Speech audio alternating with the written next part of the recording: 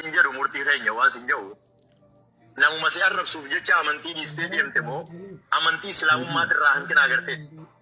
Amantii islaamarraa fedhii xiyyaa ture maaliif naan jedhe? Ayyee. Ani egaan namni amantii muslimaa hordofu nama arrabsuuf shira nama yaadu fi qarxaasa nama hidhu mana qonqaayii dhaabbachuu ta'e tokkonatti ansi godha. Egaa nama arrabsuu fi maqaa nama moggaasuu fi gannama qabu amantiin islaamaa ta'e warri peentee khazanaa jee jiraatu kana wajjin jiraadhu. Aboo obboleessoo murtii hangaafii jiraate islaamummaarraa waan Allahaa fi Nabi Muhammad waa'ee amantii islaamaa quraanarraa way hanqina agartee namuma si arrabsu agarteetuma amantii keessaa baatee miti wanni rakkoon namuma si arrabsu miti. Nama na arrabsu. Thank you so much. Galatoom. Ammaati ati nama dargaggeessa nama dalagatee jiraatu nama waa hundaaniif danda'u yaa obboleessoo waan amma dura dabarsitees ni beeyta. Namni tokko yoonii fi sidduule dandeessu humnaan birraa dhorku yoonii fi namni san kan si bira hin jiraanne taate sooshaal miidiyaa eenyumaa toora qabda. Akkasitti amantiin islaamaa humnaan birraa dhowweetti morma irraa murii seefiidhaan. Nama daangaa si dabre moo? Hello. Nama daangaa si dabre yaas firaa dhorkeetti nama daangaa si dabre fitti hin jetti yaa amantiin teenya gaafa namni afaan kana gam tokko si qabale gama kaanii kanniif hin jettu firra amantiin teenya self defense nama barsiisa. As garagaliin hojii naasaa yaa murtii. tasgabbaa'in hojii naasaa yaa obboleessa. Amantiin islaamaa amantiin protestaantii peenteen maal jetti beektaa? Nama hamtuu si yaade mootummaa waaqayyoo hundaalu dhiisii fi hammeenya isaa dhiisii biraa fagaadhu amantii isa waliin hordofini jannata minal baata karaa waaqayyoo. Ragaa ani macaafa amantaa kiristaanaa hunda dubbisee jira. Ilaaleen ture haati poost goote raajii masarataayyeeti nama waaqayyoo waliin haasoo.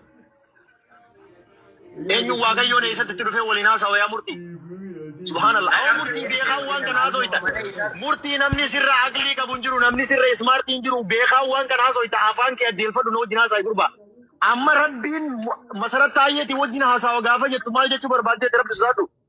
Rabbuma santu masarataayyeeti wajji haasa'e kanuma Muhammadii wajji haasa'e sun obboleessa ta'e. Isa wal harkaniini. Jibriiltu itti fide. Subhanallah. Inna lillahi wa inna ilaihi raji'un. Abo rabbi sodaadhu bakka ani murtii keessaan bahini haada keessaan bahini ilma namaati obboleessa kiyya ilma namaa amantii baay'ee waan siin jiru asumatti waan siin jiru nuti ummata ismaartiidha. Maallaqaan nama bitanii amantii sanatti muftii godhachuurra ani kaafira ta'ee agartee Yesuusitti amanee karaa san qabadhee haadu nagee annaa jira obboleessa. Ooyi waan siin jiru gaafii tokko si qaba warri kiristaanaa warri ijoolleen tun biraa dhufaa jirtu kun maallaqa hin qabanii maallaqa dhabaniif dhufanii gara musliimaa. Yoo anpeenteetu dhage yoo anpeenteetu taaksii qarshii kudhanii murtii horsiise jechuu dhageesse gaafa san wushaanaan jedhe.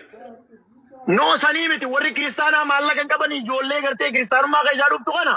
Eega nuti maallaqaan bitaa jiraanne warri kiristaanaa maallaqa hin qabanii.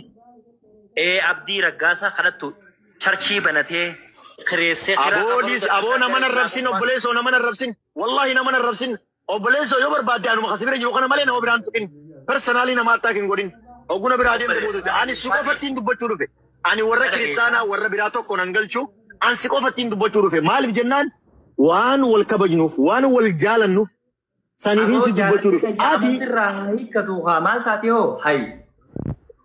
Ani yoonii fi amantii kiristaanaa an dhageeffadhu namnummaan kamuu taanaan yoo amantii dhageeffadhu ati gaafa amantii musliimaa hordofaa turte obboleessa kiyya. Ati ammoo obboleessa kiyyaaf dhugaas. Khaliif na dhaggeeffadhu muutiin si godhe amma yoo na dhaggeeffatate na dhaggeeffadhu.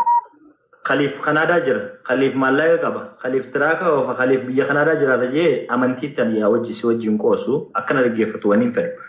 Khaliif kabajaadha wal kabajnyaa'ee ati ilma biyyaati ilma an kabaju siin kabaja maaliin si kabaja amantirraa addatti achi gamasumatti. Amantiin islaamaa maallaqaan bittee nama fiddee muftii godhattee nama amantii biraa arrabsiisti yoo ta'e habiibi nagee hantu anis nagee ani. Okay. Muuti maaliif muuti na goota? Maaliif muuti na goota? Maaliif muuti na goota? Muuti wanni si godhee fi siitu na dhaggeeffatu deemu. carraan kan inni dubbadaan hin jettu. No seefitti amantaa kaa humnaan malee hin dhageessu. Mee seefitti amanuu kiyya isaa agarteet. Humna ammumaa bara sagaluma tanaanuu seefii bara. Mee seefitti amanuu kiyya isaan agarte murtii guutuu. Mee arrabsoodha amantiisi.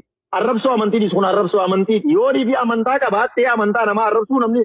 Mee fakkeenyaaf waan tokko siimame amantiin islaamaa qoy carraana kan anmuut siin godhu carraana kan. Abdii raggaasaa.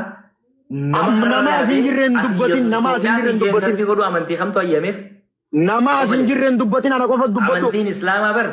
Oi, gaafii tokko si gaafadha. Abdii raggaasaa amantii musliimaa bakka bu'a. Oi, abdii raggaasaa amantii islaamaa bakka bu'a.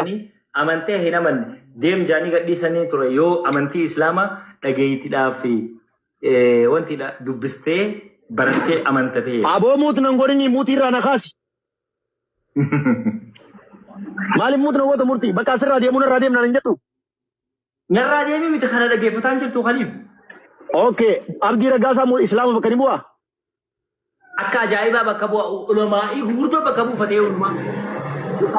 Okay, ayyoo galatoome ammasumaan siin haasa'uu barbaadanii galatoomii garuu amantii kiristaanaa erga fudhattee amantii islaamaa xiqqeessuurraa bilisoomii